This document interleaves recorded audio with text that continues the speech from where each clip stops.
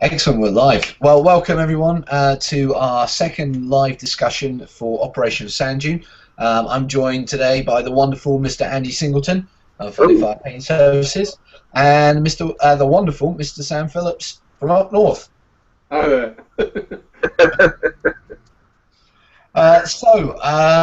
Gents, obviously last weekend you had the pleasure of going to Salute, which I unfortunately missed out on by about 4,000 miles.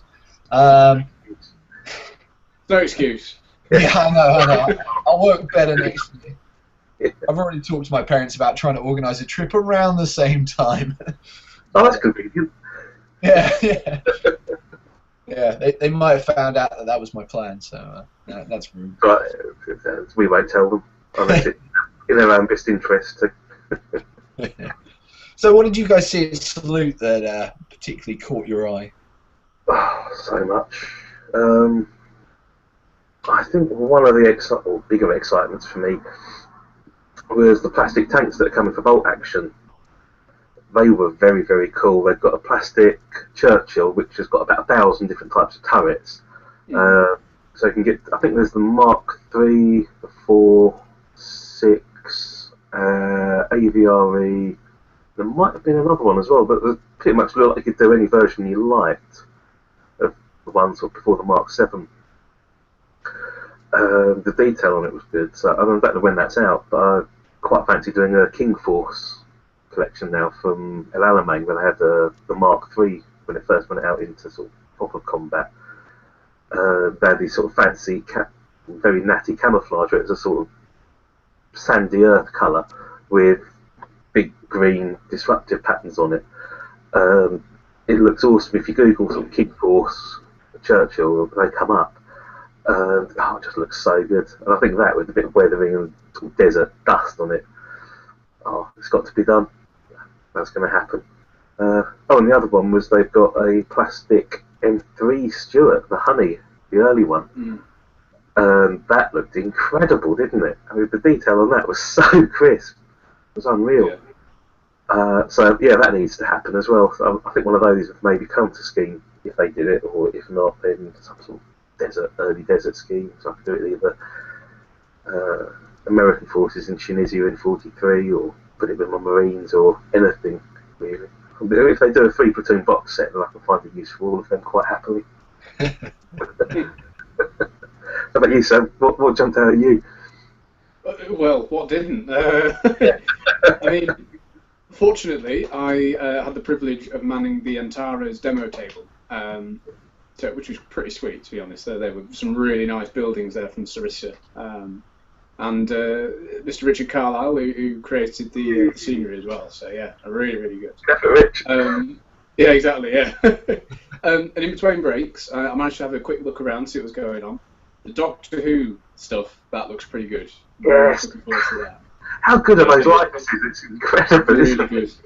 Yeah, that's definitely one that I will be getting into. And then there's all the Antares goodness that was in there as well. Yeah, especially the brood mother, that absolute monster of a beast. It was that kind of size. Yeah. Oh, it's huge, isn't it? It's sort of about that big, I think. It's like the size of a coconut with legs. Yeah, I'd probably say that's an accurate description. Teeth, really. Yeah. Stick some guns on it, and there you go.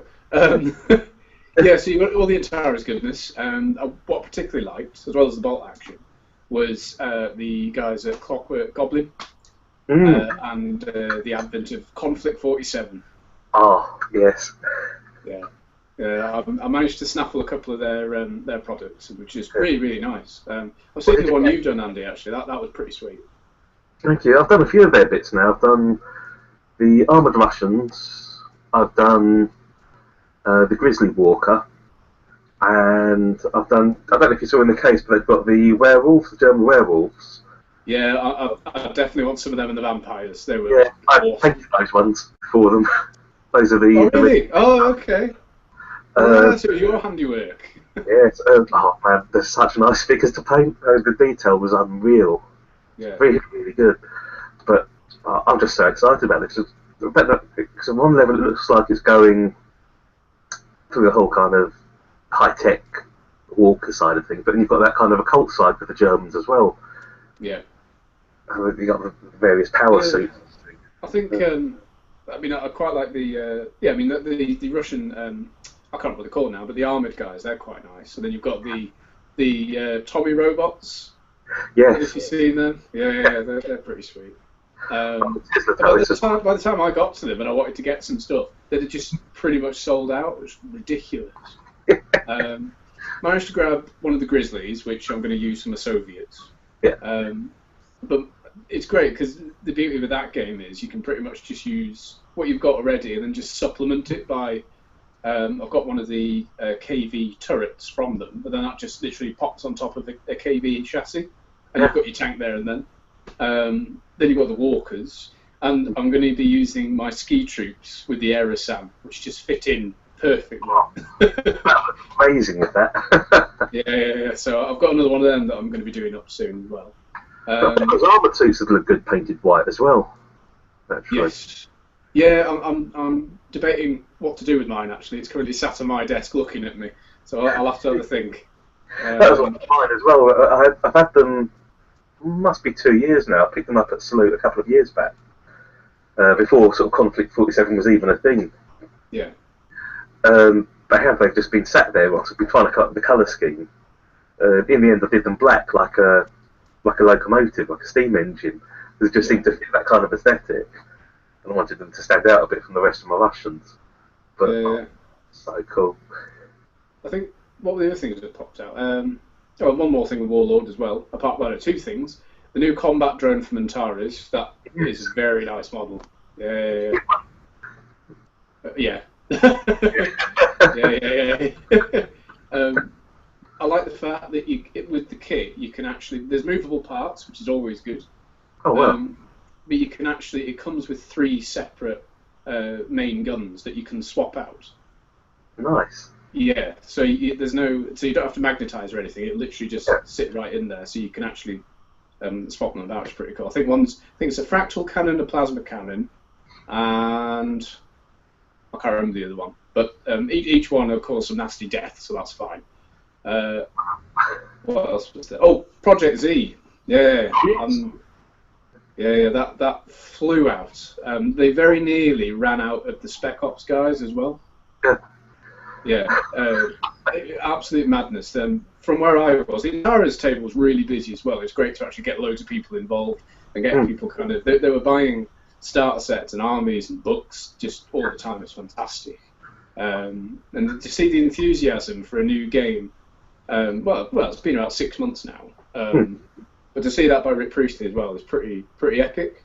Yeah. Especially as he was hanging around the table as well. That was surreal. Wasn't it? Yeah. So there's no pressure on my behalf. No pressure whatsoever. You know. No tension. Yeah.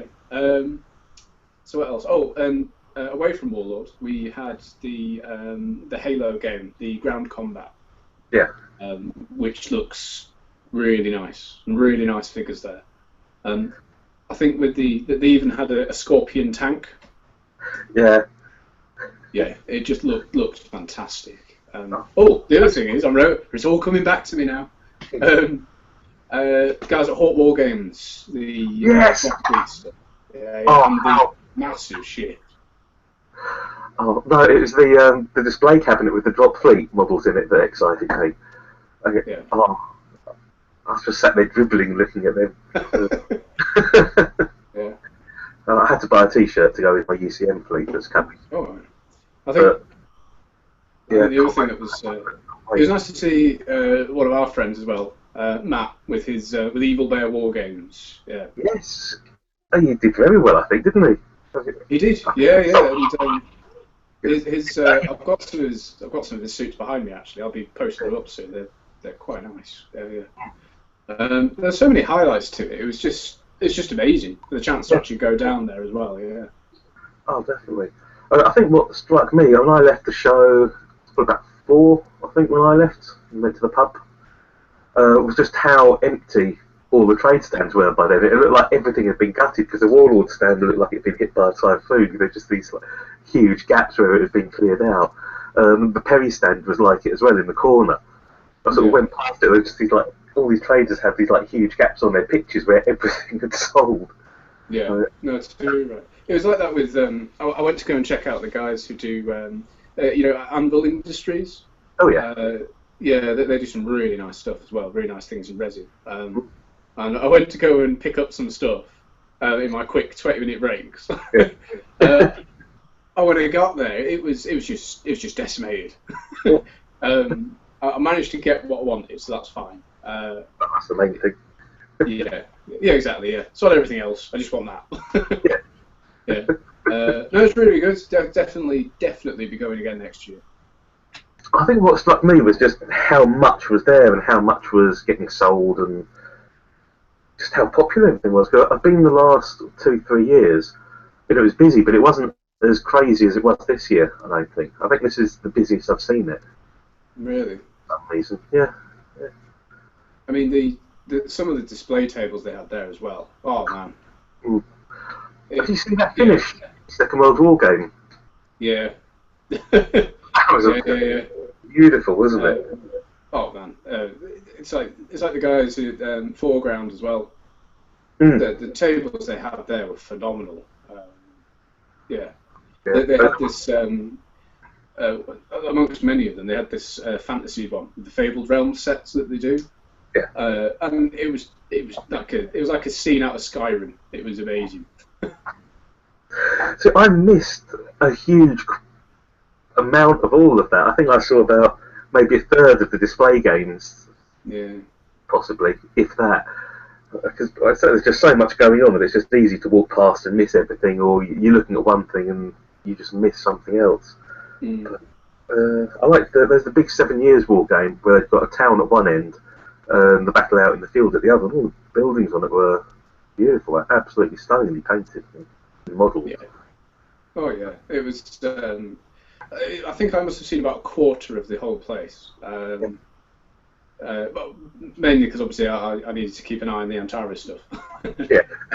But even then, even if it was there as a punter, I think it'd probably take me more than a full day to actually get round everything to actually have a look. I mean, if you are going to go to Salute next time, this is my first time being at Salute. Get there as early as possible. Yeah. Yeah, no, absolutely. Yeah. And I got there first thing, and even then I barely got to see everything. I think, like I say, the best plan is go in with an idea of what you want to see, so go and hit that, and then scrabble around for the rest of your time there, trying to make up for what you've missed.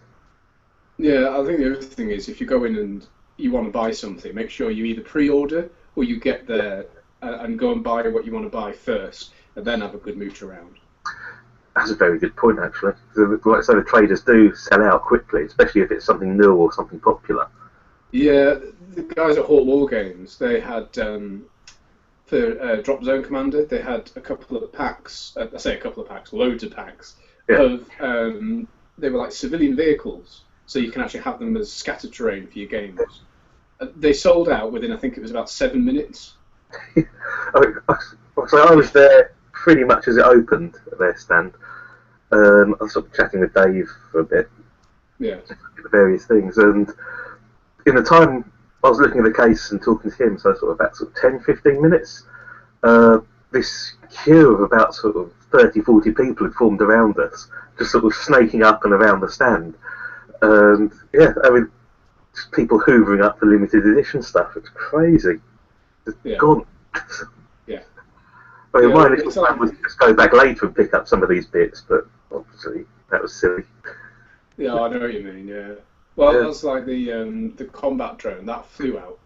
It was. It was like time lapse, wasn't it? You just see this sort of stack of boxes going down like that. Even the time I was at the Warlord stand, sort of chatting to you, it was Oh man, it was in the morning. I helped set kind of all the Antares stuff up, and they brought boxes upon boxes of them.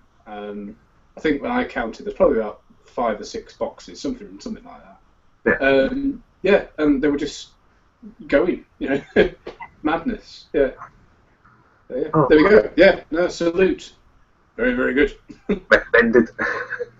Yeah, I mean, I went back in 2011, I think I went, and it was pretty busy then. I can only imagine it's got bigger and bigger as the years have gone on. But I can remember. I think the highlight for me that year was seeing the 1:35 scale Battle of Arnhem. And it was just incredible. I mean, Nice. the terrain, the figures. It was brilliant. Yeah, I think that's one of the things about the show. Actually, you get to see these massive games, and it really does inspire you because you see this. It's more the terrain, if anything, for me. Just how you see that, and it sort of gets the imagination going, doesn't it? Yeah. And so much of it isn't just the simple, like, oh, well, I bought this from Foreground, I bought this from Sarissa. There's a lot of stuff that's just made by people, and, the tables aren't your bog standard, here's a 6x4 mat, let's put some stuff out on it and play. It's, well, we're going to build this up, and, we're going to make it all out of foam, and it's going to be shaped, and it's going to be, about 16 parts to it or something, and, it's a big deal for some of these displays. I still think it would be great to do the canal from The Longest Day with the French commandos and the casino. And, Yeah, that'd be nice. Yeah. Sand, I think, isn't it, with the casino at the end with the anti-tank gun in it in the bunker. Definitely. That would be good, wouldn't it? And the nuns coming down the road. The thing that I liked about Salute is because these days it is about practicality. So I mean, I've got my own little wargaming group, House Lancaster. There we go.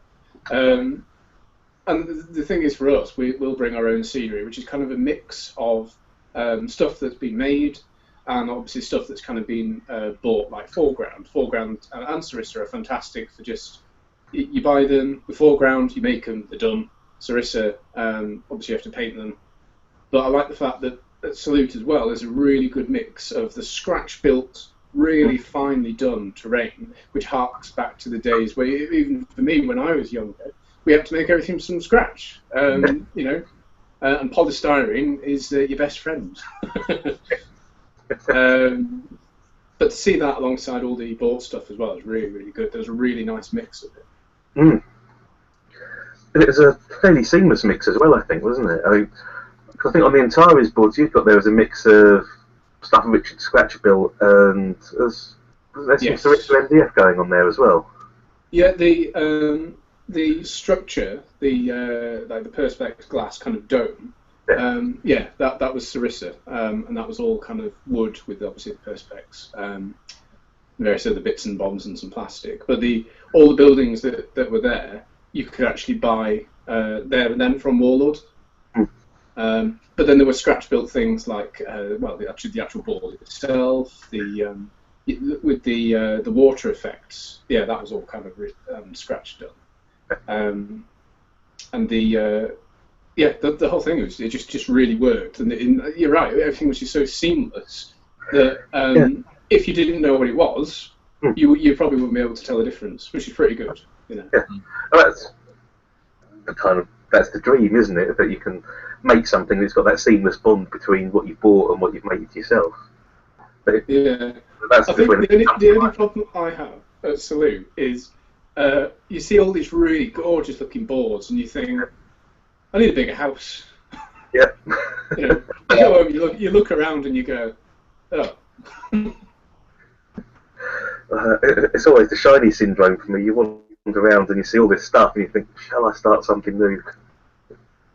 The answer is inevitably yes. Yes, you should. The answer is always no, I won't. Then you walk away, and then you come back 20 minutes later and you buy, an entire armful of stuff. Yeah. I think Richard Dando, who was just doing all the photographs and stuff, and doing what he does really. I think he went back to Clockwork Goblin about 3 or 4 times, and each time he was buying. He's buying more and more stuff. He came up to me at the end and said, "It's your fault. I've just bought a couple of Grizzlies." It's got to be done. It's got to be done. Well, they're too cool not to, really, aren't they? I think the best advice I was ever given when I went up in 2011 was know what you want to buy and take enough money for that in cash. Yeah. And then once you bought what you want, that's it. You're done. As if anybody in the history of humanity has ever done that. Yeah. I was very close, to be fair. I think I wanted some British Commandos, the plastics. They'd just come out, so I got some of those. There was a couple of other bits, and then I saw this guard post, and I don't think it might have been War Bases or Foreground or one of those. I think it was like a couple of quid for this small, like, sentry post on a round circular base. And I was like, okay, for a couple of quid, I'll just add that in. Yeah, why not? You know. Yeah. Yeah, it soon adds up, really. Yeah, so it's like one of the stores that I went to. I was just having a nosy, and then I noticed that everything was heavily discounted, so naturally, rummage. I walked away with a couple of things, and I thought, I just spent 20 quid. How did that happen? Always the way of it. I was sort of quite lucky because I was going back by train, so I was limited by what I could physically carry, as opposed to travelling back and forward to the car and loading that up. But I think that's my top tip: is go by public transport so you physically can't buy vast amounts of stuff. Yes, that's sound advice. Yeah. Don't bring a car. Yeah, walk. Yes, yeah. Having said that, I'll bring a van next time. So. Much better idea. Or minibus, perhaps. That could work. Yeah, that'll do. Yeah. Cool. So let's get to the desert. How we doing? What sort of progress have we made? Rather well. I've had a bit of a hiatus with the Africa Corps recently. It's been so buried with work that it's just not had a chance to get anything done. But I have built one of my Panzers. I've done a short guide, which is up on the Warlord website, of how to do a quick, cheap and cheerful Africa Corps style paint finish. And that's all done with like rattle cans, weathering with foam, and washes. And I think the overall time it took me to finish it was about 15 minutes of actual work time, well, excluding drying times. It was very, very quick and easy to do. So I'm going to follow that up with a piece about adding stowage to your vehicles, sort of how to lay it out, how to put it sort of on there fairly logically, what sort of rules, as it were, that sort of go with when you're actually loading up a vehicle with kit and how it all sort of fits on there naturally. So that's coming up, and as you can see at the moment, I'm currently building tanks, so I've actually got a little bit of time to myself at the moment. So at the moment, I'm just finishing off the third of my Panzers, Panzer IIIs. I've got a Panzer IV, another Panzer IV on the desk that I built yesterday, and that's looking quite fine. Yeah. That's in focus. There you go. Nice. And then I've got a pair of 222 armoured cars to do, and a Tiger 1. So I've sort of stretched the time scale out slightly now, because I've had this Tiger sitting on the shelf for a while. I've wanted it ever since Warlord had brought it out. So I've got the early one, like the metal air filters and all the fancy bits of detail and stuff, so that's going to look quite sexy. And I'm going to paint it to look like the one at Bovington, which is the only one that's running in the world. And that was captured in 1943 out in Tunisia. And that was not done by Churchill, so that's sort of another excuse for me to get some plastic Churchills when they come out. But yeah, no, I'm looking forward to that. So I think I'm up to probably about 1,500 points, not including the Tiger, with these. So, but I'm not too bothered about points, to be honest. I'm just trying to do a vaguely accurate force as it might have appeared in about 1942 at the Alamein at the moment. But I have been looking at another one of my Panzer IVs. It's one of the early F2s when they started bringing in the long barrel 75mm gun. And I keep thinking that might get an overspray of sand because it's dark grey at the moment, so it would be a huge stretch just to put a layer of sand paint on it and transfer it out to the desert. So I think that's going to get conscripted in the next kind of couple of days when I get to painting the rest of these now. I mean, it started off as being a 1,000-point tank wars force, and it's just turning into a monster now. And with the Tiger as well, I've got a Panzer II in a box somewhere that I can't be bothered to dig out, but when I can, that'll be going into the force. And I think I've got another 222 in a box somewhere, and the horse truck buried. So I think they're all going to get dug out and added to it as well. It's, I don't care. I like doing the desert stuff. It makes me happy, so yeah, it's all good. How about you, Carl? What have you been up to? Well, quite like you. I've been snowed under with work recently and various different bits and pieces. I haven't done a lot in terms of my force. I probably I built my Crusader tank, which will be going with my Indian Army, and I've built the first of my Bedford trucks, my 3-ton Bedford trucks. Yeah. So the only thing I'm sort of umming and ahhing about is the Crusader tank, and there's like sort of a hatch on the front hull, and I can't decide whether to put sort of a hatch on it or put this sort of small coaxial machine gun with it, and so I'm sort of umming and ahhing what to do, and I might paint them both up and just not glue them down and just interchange them when and if I want. So I'm sort of umming and ahhing with that. I've built some more infantry. I haven't had a chance yet to get out and spray. We've had some pretty wet weather recently, so I haven't had a chance to spray that, and painting time is almost non-existent. I haven't touched a figure, I think, for probably about a month now, which is very sad, but unfortunately that's life, I think, at times. I did spend, actually, I found about half an hour earlier on to do some more painting on some terrain. One of the things that I really like about the Jewels in the Sun book is the amount of different scenarios it gives you and the various terrain. So I released the first video on building, I think it's scatter terrain. I think I've done a video on scatter terrain. I've got the second part to come out. And then I've also got a video on building minefields, doing small hills, and my big hill, so it's going to be a hills video.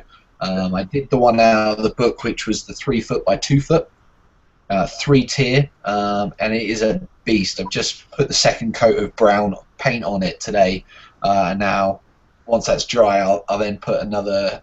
I think I'm going to put 2 layers of different dry brushes over it, and then I've got to flock it as well. So it's quite a big project, but I think once it's done, it's going to look excellent on the table. Yeah, it looked huge from the pictures you sent me the other day. Oh, just look. Yeah, this is something creation he's come up with here. It just every picture it just seems to look bigger and bigger. Yeah, so it's. I decide not to do anything small these days. But yeah, I got some videos coming out on this. Wasn't it only about 2 foot by a foot last time? It seems to have grown. Yeah, I watered it. But that's the one for Monte Cassino, and there's another one in Italy, which has this sort of big hill, and they're same dimension. So I was like, well, if there's 2 hills with 2 scenarios with the same size hill, I might as well build it. Why not? So I've just used some pink insulation foam, and it's about 1/2 inch thick, and just laid it up. And I'm gonna probably build some Italian buildings and put those on top, and village. And I've tried to make sort of some slopes to make some paths, and I'm gonna leave some bare patches for like gun emplacements and machine gun nests and mortar pits. And I haven't used it yet in the game. I've used some of my smaller hills to do like a kind of a Siege of Tobruk game. I can't remember what the exact. I think some sort of defense one. But anyway, essentially I had like my marketplace that I'd built for North Africa. I had that at one end, and then I basically played the length of the table rather than the width. And then had 2 hills at either side with some escarpments in the middle, and the Germans essentially were trying to push through, and they had a little bit of cover from hills and a bit of scatter terrain. But it was really interesting because it played out historically in the sense that my British forces essentially pinned all the infantry. The tank came straight through, which then got taken out by my anti-tank rifle further, closer to the city. And all the infantry just got held up by sort of in the pass and kind of the other side of the hills. So, I know the British had this tactic of letting the tanks come through and come onto the anti-tank guns, and then the infantry would just pop up out of their trenches and take on the German infantry. So I was really pleased with how that scenario actually played out, and I got the victory, which was the important bit. Well, yeah. It's quite interesting how often it plays out like that, isn't it? That you end up with a fairly historical outcome, even though you're not necessarily planning to have anything like that happen. It just almost seems to happen quite naturally, I find. And I think a lot of players like to take tanks, and actually the way the game is designed, a lot of these scenarios you can't actually hold objectives with tanks, which is, again, it makes sense because you need the infantry there to support. And so I've found that every game that I've played where I've either ignored the tank or made it as useless as possible, and actually taken a lot of it out of the infantry and held the infantry up, I often win just because, I haven't focused on the armor, which actually really can't hurt me all that much. I mean, yeah, it can shoot me up, but, the real threat is the infantry, and so I think it works quite nicely. Definitely. I liked using tanks, but they're not the be-all and end-all, particularly. They just look cool. Yeah. Just get the toys out, really. Yeah. I think that for me, that's what it is. Tanks kind of look cool, but I wouldn't necessarily sacrifice infantry in a game for them. Well, I say I'm building panzers non-stop for the last couple of days now, so... I've also slightly biased, maybe. Yeah. I've also fallen into the trap that with Duels in the Sun, it covers Italy as well as the desert, and so everything that I'm building terrain-wise for the desert, I'm like, ooh, I need some of that for later scenarios in Italy, so I'll build a second lot. So, I built 3 minefields for the desert. Well, I'm probably going to end up building some for Italy and Europe. I'm building barbed wire emplacements. I'm going to be building some for Italy as well, I'm sure. Hills, I've got 4 little hills. 2 are going to be desert, 2 are going to be for Italy. So it's sort of expanding the terrain closet, as it were. Quite rapidly as well, I should say, by the sound of it. Yeah, well, when I get into a bit of roll, I mean, like, I built all the hills kind of in the space of an afternoon. It was pretty much roughly cut it out, take it outside, put some sandpaper on it, bring it in, glue it, and then put a load of books on. So that was all done. The next step for my hills is really to get the polyfiller out and stipple them all. And then it'll just be on the painting, dry brushing, flocking, and really done. So, wow. Yeah, they're pretty simple, and hopefully the videos will inspire people to, make them, because they are really. I mean, I get a 8x4 foot sheet of 1/2-inch pink foam, and that's probably $15 for me, and I can easily get multiple bits of terrain out of that. I mean, just tons. That's pretty awesome, actually. Yeah. As they say, yeah, it's pretty good going. I'm really enjoying the terrain side of the desert. There's so much to play with, and just to make to make the table look different. And I'm starting to like the idea of playing with sort of almost making it 3-dimensional and building up as well, and putting things on hills, and letting people command the battlefield from high advantage points. So. Well, that seems to be quite a key thing about the desert, doesn't it? Where you've got these passes and dunes and things, where you've got these big valleys that are the only ways to get from A to B. Yeah. A lot of the time. And I quite like the minefields, because you can, like, if you're the defender, I think the rule is that you get to lay them out, so you can put them, say, on one particular side of the table to really sort of cut that out, and then you're forcing the enemy to come really into your kill zone. Yeah. So they work really well as well. I've never used the minefields, but I'm quite keen to at some point. Yeah, and I've I mean, Andy, you'll be fine because the amount of plastic sprues you have is great. But I got a cool little trick to making minefields at 0 cost, pretty much. So, hopefully, I'll get that video out in the next week or so, as I've recorded. Yeah, that'd be cool. Yeah. Well, my lots are all painted, all made, all converted, all painted, and pretty much ready to go. Just got a few more beards to do, and then Yeah, ready to rock and roll, really. Hoping to do a battle report fairly soonish, depending on time. Yeah, there's not much to say, really. I mean, I've got my... the next couple of articles are out soon. One is about the conversions that I've done. Very, very simple kind of ones. I probably mentioned it in the last video we did. And then the next one's all about tactics. So, yeah, just kind of speculating as to what I'm going to be doing with them, really, and how I'm going to use them against certain enemies. Yeah, no, it should be good, yeah. It'd be quite nice to actually use those tactics in the battle report, and then we'll see if they're effective or not. It may even be a case of those aforementioned minefields. I may take a few. So what have you put together? We've got two of the Long Range Desert Group trucks from Warlord. They're all from Warlord, apart from the Desert Rats. They're all Perry miniatures. So we've got 2 squads of 8 SAS, with 2 of the drop side Bedford trucks. One squad is armed with rifles, a light machine gun, and a Vickers light machine gun. The other squad has all submachine guns, and two Vickers light machine guns.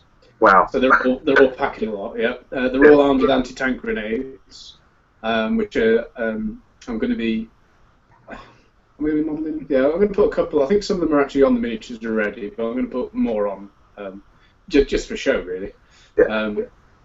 What else have we got? So there's 2 SAS Jeeps, just armed to the teeth with as many machine guns as I can get on there.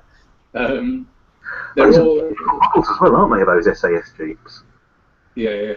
I mean, the detail is That's phenomenal. It's yeah. They're really, really beautiful models, really. So yeah, like I say, so well detailed. And yeah, I've equipped one of them with a slightly heavier machine gun. They do, when you sort of buy them, they do actually come with. I think they can actually come with one heavy machine gun anyway. But you can actually equip both with heavy machine guns, whereas I think in only one of the kits you get one of the machine guns. So it's worth bearing that in mind, really.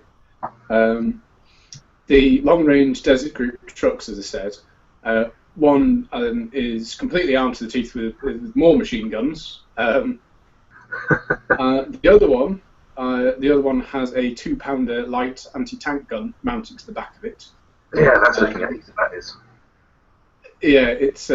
I'm quite interested in it. I'm quite chuffed with the little conversion. It works quite nicely. And I'm adding to that a little guy who is actually like reading, say, a map or coordinates. So he's going to sit just behind, on top of some crates, talking to the gunner. So that looks quite nice. Awesome. Yeah, it seems to be quite nice. I mean, that 2-pounder only fits onto one of the trucks because the other one has got so much stuff in the back of it. There's not really that much room. Yeah, I think if I was to get another one, I would try and mount an autocannon in it.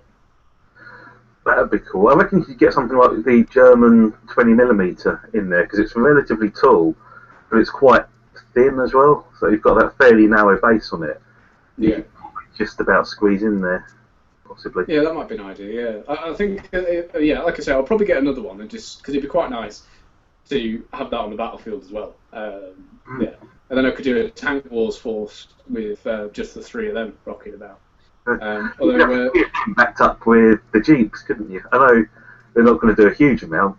Mind you, the 50 cals could put pins on, maybe. Well, the other thing is, even with the 2 heavier options, they've all got the recce rule. Yeah. Which is quite fun. Yeah. So if you see your target and you go out to get shot at, it's like, I'm going to run away. See you later. That amount of recce as well, it's not going to win many friends, but it's going to be a lot of fun to play. Yes, yeah. Well, that's the thing with the SAS. They are a small elite unit, and if you're going to come across something heavier, you are going to shoot, and you are going to get out of the way. Yeah. Well, that's the whole point of those trucks originally anyway. You sort of shoot and then disappear again. You can sit and have a slugging match. Well, that's the thing. I think part of the tactics as well. This force isn't designed for a long slog or a protracted warfare against any artillery or heavy tanks. It's a case of lightning fast, get in there, get the job done, and get out, which I quite like. Yeah. And to reflect that, the officer, the free artilleryman, and I think there's another guy with him. Yeah, there is. Yeah, another guy. They're all going to be one of the little jeeps, which will be just rocking around, running everywhere. And there's a nice little conversion that I've done, which will come out soon anyway. And you can have a look at that. Quite proud of that. Very, very simple, but it's just it's a case of taking something and put it on something else, and it looks great. So then I've also got a medium machine gun team with not Piot, the other one, anti-tank rifle team. So I can swap them in and out depending on what game I'm playing. Because I've had some fairly good success with my anti-tank rifle teams. I seem to be scarily accurate with them. It sounds like, Cole, you had the same thing with your anti-tank rifles as well, looking at that Panzer. Yeah, I took out Panzer II. It was quite handy because the Panzer II had come up to my team and shot out my assistant gunner somehow. I mean, they were behind sandbags and all, but somehow they got him. So I decided on the next turn, right, well, I can't shoot at his front because it's got the front armor and that's much stronger. So I'll shift around to the side. Yeah, I get the -1 for moving, but I'm going to get the +1 for the side armor. So I shifted round to the side, took a shot at point blank range, blew him up, and he, very nice. Well, that's the thing. Yeah, I mean, the anti-tank rifles are something that many people will overlook them. Yeah. But if you get them in the right position at the right time at the right spot, they'll do some damage. Even if it's a scare tactic as well, especially if there's any light vehicles moving about. The other thing why I like the fact that you've got even the HQ and the anti-tank rifle guys and the artillerymen, they're all small targets, which makes it harder for anyone to hit them. Yeah. The medium machine gun team, obviously there's 3 guys in there, so I'll have to be a bit more careful with that. But even if you just send the Jeep rocket off somewhere else and put them in a different position, it'd be great. Most people will be concentrating on the heavier stuff. So. Yeah. And I think the anti-tank rifle teams work really well in this sort of period in the game because you're not coming up against armor that's particularly much tougher than, I think, like +8, maybe +9 at a push. Yeah, I mean, +9's about the heaviest you're going to be seeing, I think, isn't it? Yeah. Yeah, so I mean, they are going to make quite a bit of a difference. Yeah. Which is nice because usually you're coming across like Tigers and anything else, Churchills, that kind of thing, So it'd be interesting to see how we fare with them, really. Yeah, but I like anti-tank rifles. I've got one in my Germans, but I've got one in all my German forces, the early period stuff. But I just never have any luck with it. I tend to use it more as a heavy sniper rifle just to help me sort of whittle down squads and get pins on things. A lot of the early forces have got armoured all round. So the odds of actually getting through it, even on the side at close range, are pretty slim with an ATR. So I just don't bother for the most part. That's fair enough. Yeah, but light anti-tank guns, they're beasts in the early period. They're fantastic. Yeah. I'm a big fan of them myself. And they're only sort of 30, 40 points, I think. 50, maybe. Not a lot. I think that's probably something I'll have to bear in mind as well, because I'll probably be using my army in not so much historical context, so I'll probably come across players who'll go, I brought my force, here's yours, let's play a game. So I've got to think a bit further ahead. I've got to think, right, I need to get some, I'm not going to get through into any of the heavier armour unless I get very close. So it's just a matter of manoeuvring and using the terrain to my advantage to try and get in there. Yeah, you could probably... Yeah. Something like a medium anti-tank gun could be a good addition to you. I don't know if there's anything that carries it that fits in the desert period, but I think if I was going to, because at the moment I'm just using the behind enemy lines theatre selector, and in that the heaviest thing you've got is the £2. Really? Yeah. That's the thing. You've got anti-tank grenades, a £2. You can have an autocannon on top of the LRGD, sorry. But you can. What I might do, and what I'm working on, I've got 3 Sherman tanks and a Firefly. Nice. Leave out the Firefly, get the 3 Shermans. Yeah. I've got some spare Desert Rat infantry, and I could just use them with the Force as well. So it gives it a bit more of a punch, I think. So. Yeah. And the Sherman can give you a very nice edge as well. Yeah. Very good. Yeah. Yeah, so I mean, if I wanted to and make bigger games, I could just do that. But for me, I quite like the challenge of having the SAS Force just as it is. I think light anti-tank 4Ts could be good. Like another one of what you've got there. Even light AT can get through most stuff. The only thing you can't kill is a super heavy, and you're not likely to see one of those because they're like 600 points anyway. Yeah. Like, Yeah, that's it. Yeah. That's the only super heavy in the game, isn't it? Yeah, something like that during that. Yeah. It'd be interesting. Yeah. Well, if we get any battles where I'm coming across anything ridiculous, I'll let you know. Yeah, we'll have to try and arrange a game as well. We'll have to come up or when we have our trip to our adventure to Nottingham at some point. Yeah, that could be cool. We'll have a chat with the Warlord guys. Yeah. We'll have to get Jez and Matt involved and get together for a game. Yeah, that could be cool. Hello, Jez. Hello, Matt. Yes, waving. Yeah.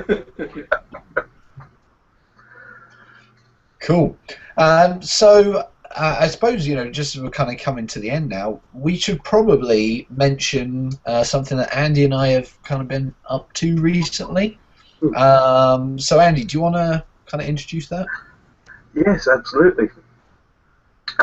So myself, Carl, and another friend of ours, Rob, we all like gaming from a historical aspect rather than going from a pure points efficient killer army list side of things.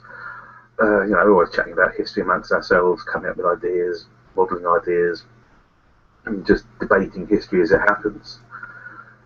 So we got together and thought we'd like to kind of force our ideas on other people via a podcast. Brilliant. So we're up to 3 episodes now. It's called The Brit, the Yank and the Hobby.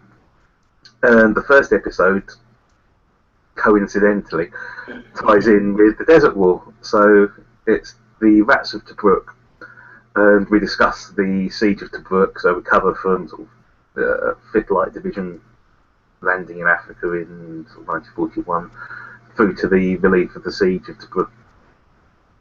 And we talk a bit about the units involved, we talk about modelling it, talk about gaming it. We just try to cover a bit of everything with it, really. But like I say, the focus is more on the history. We chat about what units were there, what kit they had, what it looked like, where they fought, what the conditions were like. Kind of anything we can come up with, really.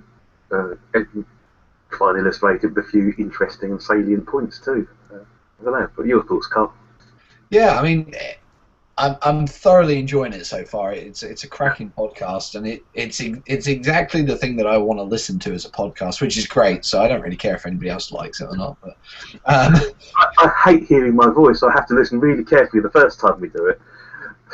So I don't have to listen to it again. Well, that's why I let Rob do all the talking, so I don't have to listen to myself. Yeah. But I think it's been really fun so far. We're kind of following a pattern of doing an early war, then a mid-war, then a late war, and then something that's completely not World War II related. So we're going to be looking at some AWI, maybe some modern, maybe some World War I, maybe some ancients, kind of just all over the place, really. And I think Vietnam, if I get my way. I think that diversity just really kind of makes it fresh, and because there's lots of people that like World War II, but there's a lot of people that would rather watch paint dry in there. They'd rather listen to something else, and so I think we're kind of tying in a lot of different listeners, and particularly with that kind of historical side to gaming. Yeah, I mean, I certainly the three of us here, Rob, we've all got different areas that we're interested in outside of the Second World War that we like collecting, gaming, modelling. So it's just nice to chat about what we like.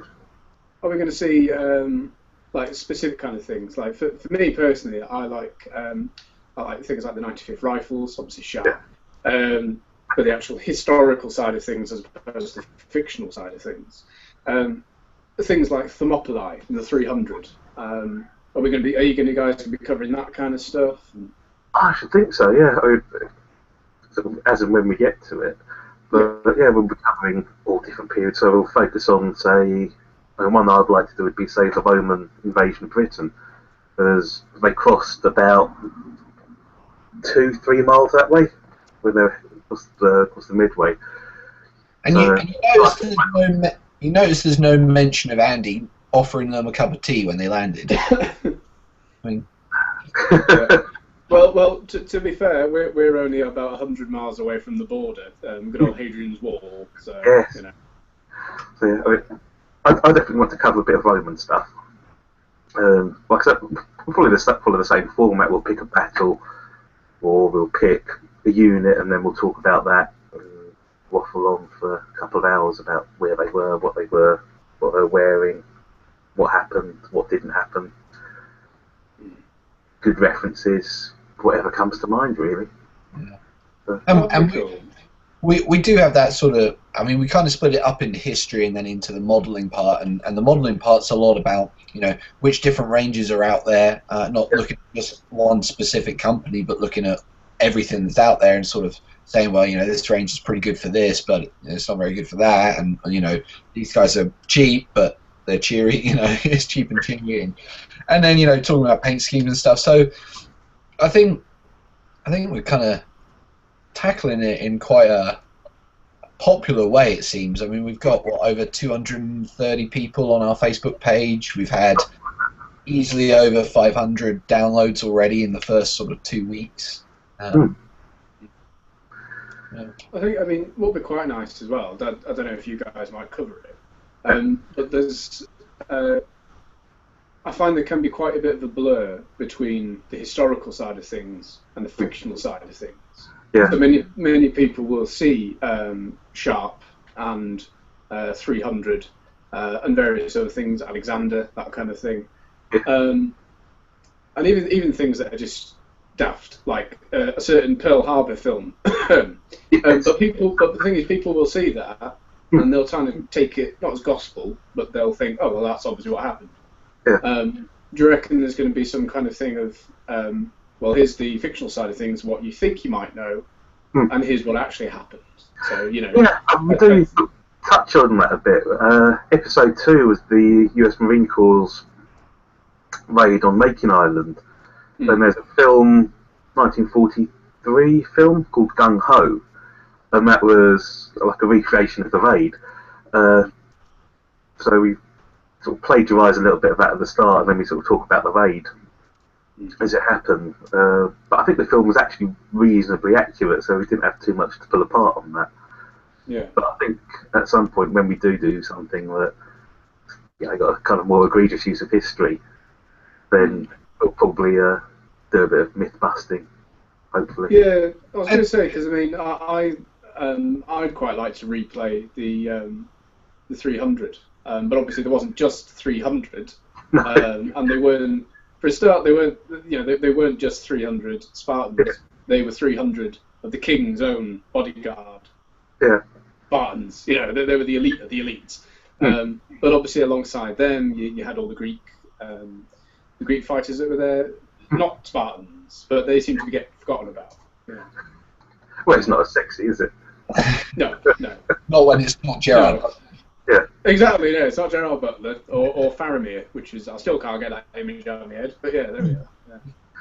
Yeah. But in our third episode, we look at Battle of the Bulge, and we have Piers Brand on from Battle Group, and I mean, he just knows his stuff, and he dived in quite a lot to sort of saying, well, you know, this is the kind of movie and Hollywood image that you get at the Battle of the Bulge, but this is actually kind of what it was really like, and so I think, like Andy says, we kind of touch on it at points, and then kind of, put that into some sort of context. So yeah, I think it's going well. Hopefully.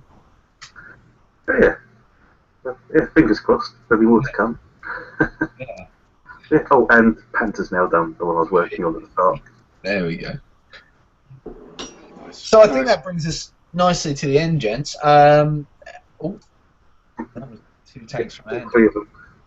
There we go. Great. Lovely. Right. I'm not bringing my Tommies out to play.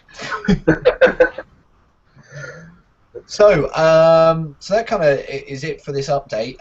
Hopefully, we'll have another update in maybe a month's time. Hopefully, by then, I should have actually managed to get a lot more done, and all the terrain should be done, and there'll be more videos out. And check out the articles from Andy and Sam. Also, check out our Facebook pages and our blogs and this YouTube channel. Your support is greatly appreciated as always. And check out the Brit, the Yank, and the Hobby podcast if you're interested. And from Sam and Andy and I, thank you very much for watching, and have a great afternoon. Thank you. Bye-bye. Cheers now. Have a good evening. Oh, that too.